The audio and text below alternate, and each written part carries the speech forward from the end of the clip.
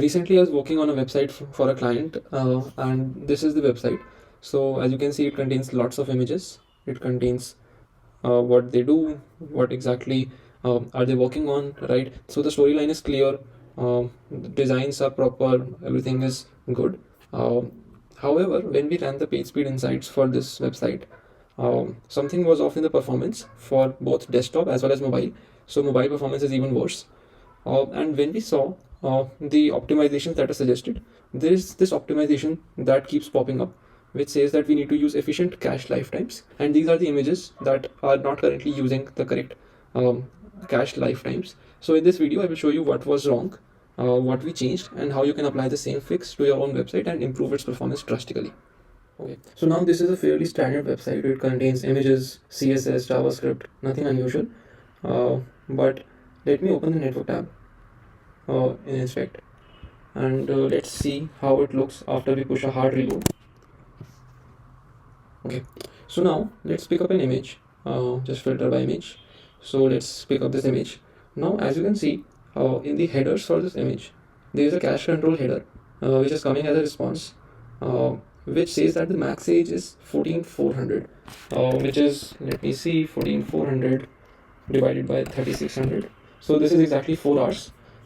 So what this means is that when this image is sent back from the image server to this browser, it says that the browser needs to keep this image in the cache for the next 4 hours, and whenever the website is requested or reloaded again, then the image is fetched from the browser cache itself instead of going back to the image server, right? So this is what this cache control header does, and since this is 4 hours, this is what the PageSpeed Insights was also telling us, that the cache TTL is currently 4 hours for these images. Now what we need to do is we need to increase these cache TTLs for all these images. Okay, so before going into the solution, let me briefly discuss about the architecture of our images of our basically the website. So we are storing all our images inside an R2 bucket. So this is an R2 bucket, and this lies in the Cloudflare ecosystem, right? So all these images are stored in this bucket. So this is very similar to S3. The additional benefit that we get in Cloudflare R2 is that once we configure a custom domain to this R2 bucket, then Cloudflare automatically configures a CDN layer on top of it. So this is the Cloudflare CDN, and all this lies in the Cloudflare ecosystem. So because we are adding a CDN layer on top of it, it's a geographically distributed caching servers.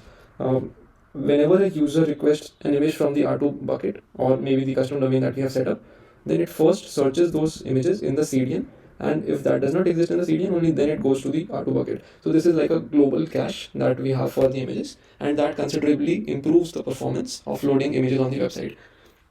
Now, since we are directly getting the images from the CDN only, and Cloudflare configures a default time to live for this all these resources that are served from the CDN, we need to customize the response headers that are set in the CDN while sending out the response back to the user. Okay, so to resolve this issue, I will go to my Cloudflare dashboard. So in case you are using your own image server or serving your images directly from your servers, then what you can do is you can just set the image response headers, the cache lifetimes to, let's say, 1 month or so, and that will tell your browser to store your images for at least a month before requesting them again.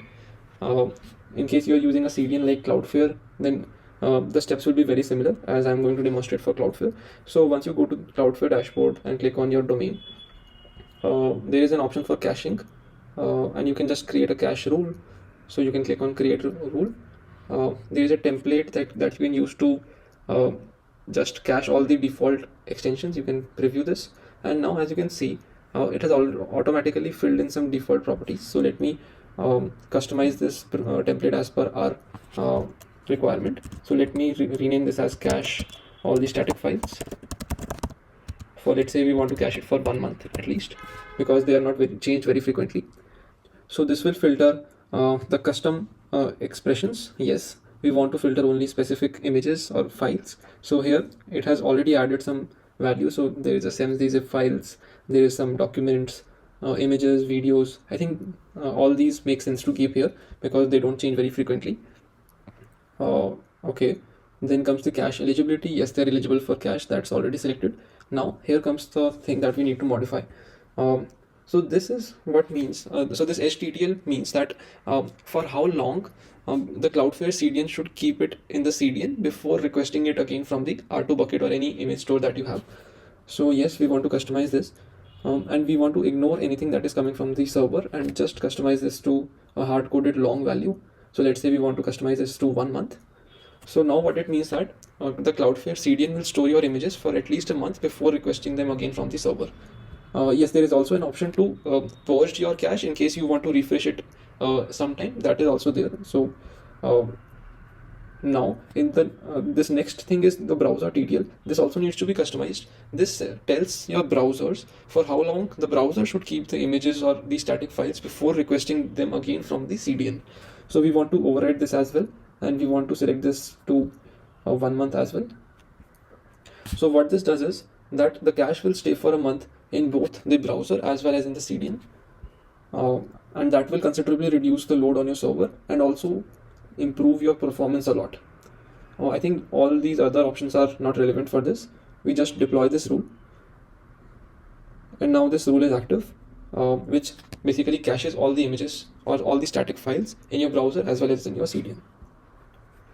Okay, now after running this PageSpeed Insights analytics again, you can see the performance has increased a lot for mobile as well as desktop. So I think it's around 7 points increase if I'm not correct.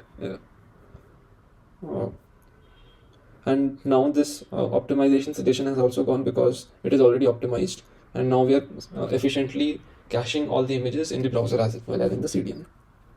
Also, before closing, if you are someone who likes supporting good causes, then this is an NGO for you.